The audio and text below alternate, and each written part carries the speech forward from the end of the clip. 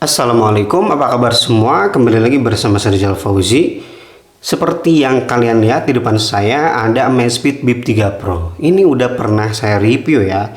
Bahkan saya bandingkan dengan Amazfit Bip 3 versi biasanya yang nggak ada kata Pro-nya. Di video itu saya ada bilang kalau kamu nggak butuh-butuh banget dengan GPS, mending beli Amazfit Bip 3 biasa. Karena baik fitur dan yang lainnya itu yang membedakan hanya di bagian GPS aja. Ya, semacam material, desain, kemudian dimensi, semuanya sama persis kecuali di bagian GPS. Karena Bip 3 Pro ini saya jual belum laku juga ya.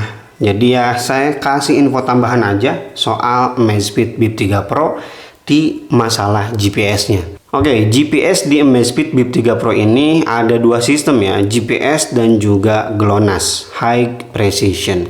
Tapi sebelum lihat lagi gimana hasil tracking GPS dari Bip 3 Pro ini, saya mau ngasih tahu nih, kalau kamu pakai Amazfit Bip 3 Pro, log GPS-nya kayak gimana? Apakah lumayan cepat atau cepat banget atau bahkan lambat? Yang menarik dari Amazfit Bip 3 Pro ini, meskipun smartwatch affordable, ternyata log GPS-nya itu cepat. Meskipun kamu udah lama gak pakai GPS-nya. Karena pengalaman saya dari smartwatch yang lain, ya, kalau saya udah lama gak pakai GPS-nya, 1 hari 2 hari lah. Kemudian saya mau olahraga tracking GPS itu biasanya lama. Tapi di Amazfit Bip 3 Pro ini enggak. Selalu cepat. Ya maksimal 10 detik lah. Ya, 10 detik itu udah langsung lock GPS-nya dan itu sangat-sangat menyenangkan. Karena kalau GPS-nya lama ya bikin bete juga kan, kita udah siap olahraga, kemudian mau tracking, akhirnya GPS-nya nggak connect-connect, itu bikin kesal.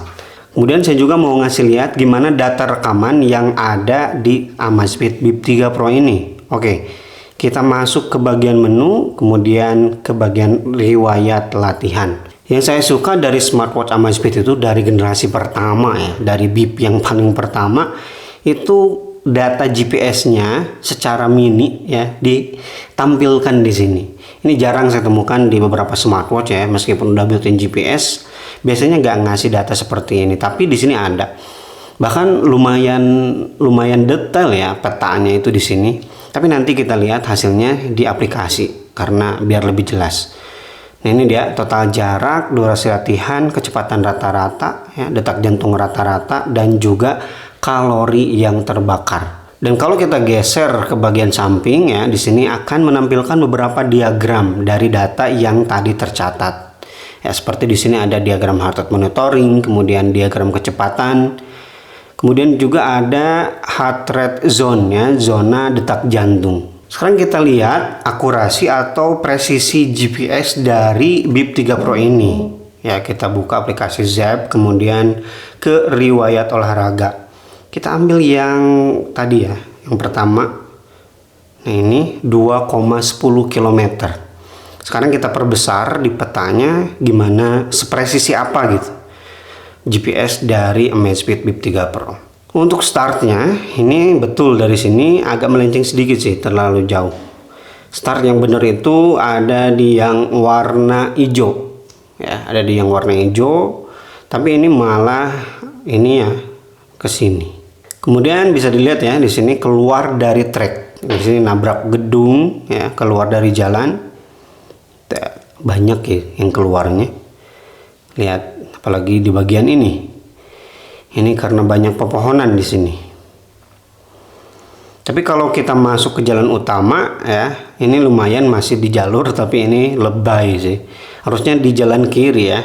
Ini malah ke kanan. Salah juga itu ya. Ke bawah lagi. Terus ya masih lumayan presisi di sini. Kemudian di sini dia kacau ya. Nah, bisa dilihat hasilnya. Ini memang saya betul ya berhenti di sini ya, cuman melenceng beberapa meter gitu ya, sekitar 4 atau 5 meter lah. Tapi yang jadi masalah di sini tuh saya lupa ya menonaktifkan GPS, udah berhenti tapi masih saya pakai GPS-nya. Akhirnya dia kayak gini. Lari-lari. Jadi gak diem.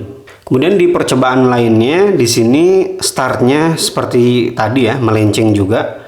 Saya startnya itu dari sebelah sini, ini malah dari sebelah kiri ya, padahal saya di sebelah kanan startnya. Ini melenceng. Kemudian di sini seperti biasa jalan utama bagus. Nah, di sini seperti biasa juga keluar dari trek ya. Ini masuk selokan sih kalau kayak gini.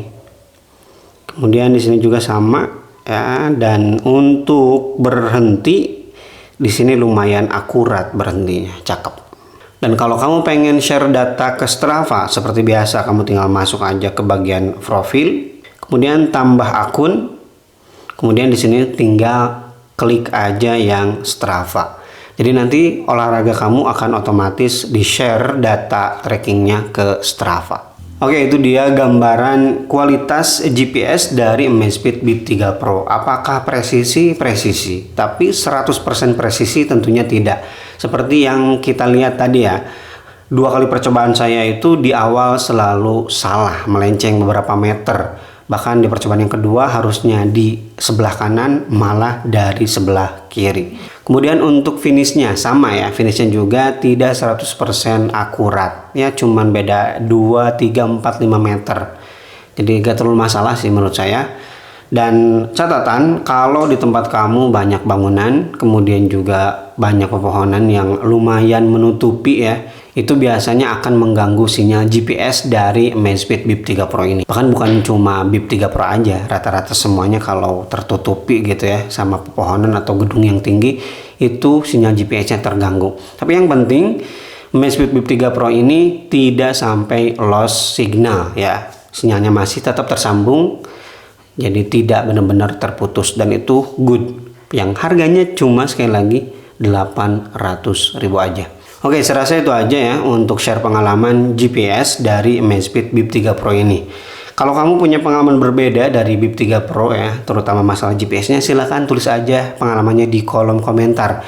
Yang pastinya itu akan membantu bagi teman-teman yang masih mempertimbangkan untuk beli Bip 3 Pro karena alasan GPS-nya. Terima kasih bagi yang udah nonton video ini sampai selesai. Rizal Fauzi pamit. Wassalamualaikum warahmatullahi wabarakatuh.